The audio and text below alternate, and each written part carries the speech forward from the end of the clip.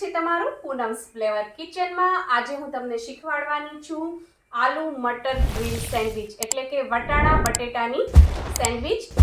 હું આજે એને ગ્રીલ કરવાની છું। તમારી પાસે ગ્રીલર ના હોય તો તમે એને ટોસ્ટ પણ કરી શકો છો। તો ચલો આપણે બનાવવાની શરૂઆત કરીએ। સૌપ્રથમ મેં અહીંયા 500 ગ્રામ બટેટા લીધા છે અને એને સારી રીતે ધોઈ લીધા છે। હવે આપણે એને એક કુકરમાં નાખી દઈએ। મીડિયમ સાઈઝના અથવા નાના હોય તો આખા જ નાખી દેવાના છે, અને જો મોટા બટેટા હોય તો આ રીતે એના બે ટુકડા કરી દેવાના, જેથી એ સરસ બફાઈ જાય। બધા બટેટા અંદર નાખી દીધા પછી આપણે એની અંદર પાણી નાખીશું। મેં અહીંયા 2 ગ્લાસ પાણી નાખ્યું છે, એમાં એ સરસ બફાઈ જશે। અને એની અંદર હું નાખું છું અડધી ચમચી મીઠું। મીઠું નાખવાથી એની છાલ છે એ તરત ઉતરી જશે, ટેસ્ટ પણ સારો આવશે અને કુકિંગ પ્રોસેસ પણ ઓછી જરૂર પડશે, જલ્દીથી બફાઈ જશે ઇટ મીન્સ। હવે આ કુકરનું ઢાંકણું આપણે બંધ કરી દેવાનું છે અને સ્લો ટુ મીડિયમ ફ્લેમ ઉપર 5 વિસલ લઈ લેવાની છે, એટલે એ સરસ રીતે બફાઈ જશે। ઓવરકુક નહીં કરી દેતા। અને પછી એનું પ્રેશર રિલીઝ થાય, ઠંડુ થાય એટલે એને કુકર ખોલી અને એની છાલ ઉતારી અને એને મેશ કરી લેવાના છે। તો આટલી પ્રોસેસ કરવાની છે। આ થઈ ગઈ બટેટાની વાત। હવે હું તમને શીખવાડી દઉં વટાણા એક નાની તપેલી લેવાની છે। મેં 500 ગ્રામ બટેટા લીધા છે, એની સામે મેં 150 ગ્રામ લીલા વટાણા લીધા છે। વટાણાની અંદર હવે હું 1 ચપટી જેટલી ખાંડ નાખું છું અને 5 ચમચી જેટલું મીઠું નાખું છું। એના લીધે એનો colour as it is green જળવાઈ રહેશે, કૂક પણ જલ્દી થઈ જશે, ટેસ્ટ પણ સારો આવશે। અને વટાણા છે એ ઘણીવાર સંકોચાઈ જતા હોય છે, એ નહીં થાય। આની અંદર હું 1 થી 1.5 ગ્લાસ જેટલું પાણી નાખું છું। વટાણા છે એ સરસ ડૂબી જવા જોઈએ અને માથે 2 ઇંચ જેટલું પાણી રહેવું જોઈએ। અને હું કુકરમાં નથી મૂકતી, આ રીતે ખુલ્લા જ બાફું છું। ગેસ ઉપર મીડિયમ ફ્લેમમાં 5 થી 7 મિનિટ આને રાખવાના છે, એટલે એ તરત જ બફાઈ જશે।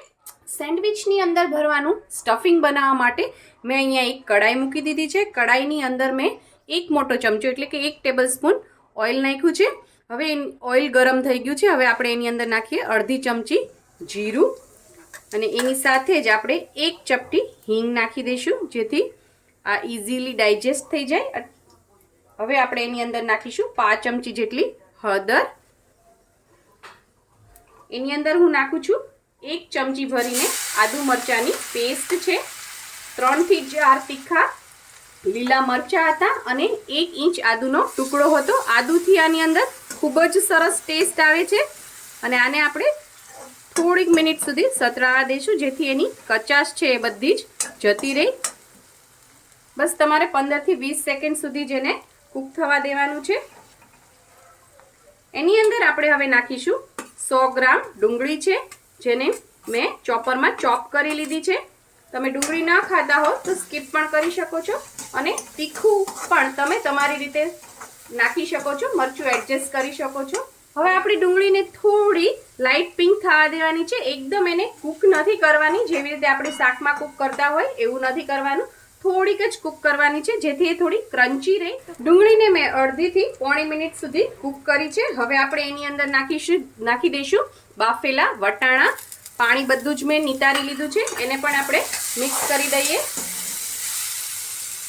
અને એની અંદર આપણે નાખીશું હવે બાફેલા બટેટા, જેની મેં છાલ ઉતારીને એને મેશ કરી લીધા છે। એકદમ માવો નથી કરી દેવાના, થોડા એના ટુકડા રહેવા જોઈએ, જેથી એ ખાતી વખતે મજા આવે, થોડો ક્રંચ રહે એની અંદર।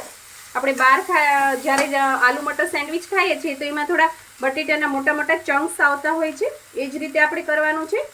આની અંદર હું નાખું છું કોથમીર, 1 મોટો ચમચો, મીઠું સ્વાદ પ્રમાણે। આપણે વટાણા અને બટેટા બંને બાફતી વખતે મીઠું નાખ્યું હતું, એટલે એ રીતે નાખવું।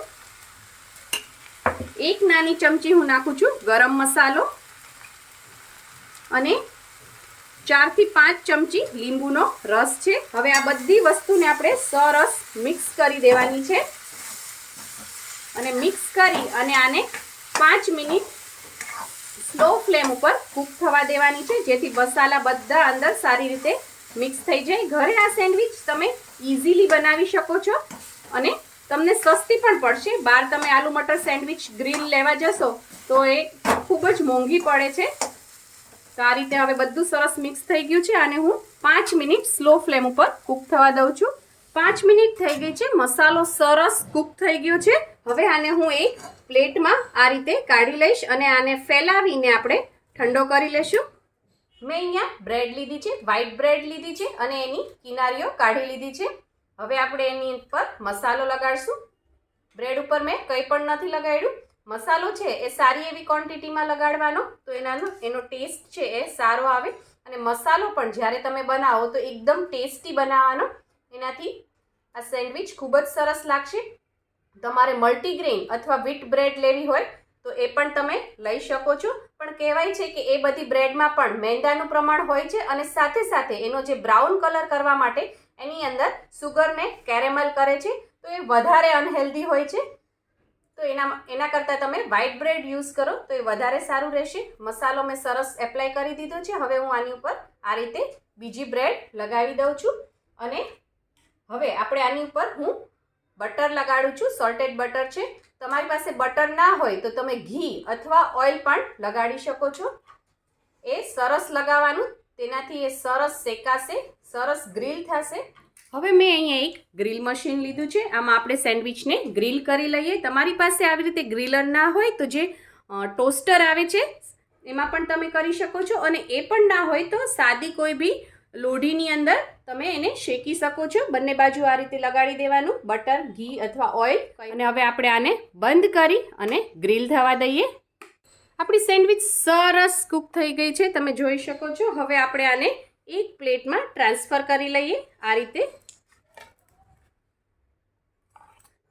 સેન્ડવિચને મેં ટ્રાયેંગલ શેપમાં કટ કરી લીધી છે અને એને એક પ્લેટમાં સર્વ કરી લીધી છે. તમે આને ટોમેટો કેચઅપ, ગ્રીન ચટણી, બટેટાની વેફર અને કોઈ પણ એક કોલ્ડ ડ્રિંક સાથે સર્વ કરી શકો છો. તો તૈયાર છે આપણી આલુ મટર સેન્ડવિચ. જો તમને મારી આ રેસીપી પસંદ આવી હોય તો લાઇક, શેર, કોમેન્ટ કરો. પ્લીઝ મારી ચેનલને સબસ્ક્રાઈબ કરો અને હા, બેલ આઇકન દબાવવાનું ના ભૂલશો, જેથી આવી જ સરસ મજાની વાનગીઓ તમારા સુધી પહોંચતી રહે. Thank you. આવજો.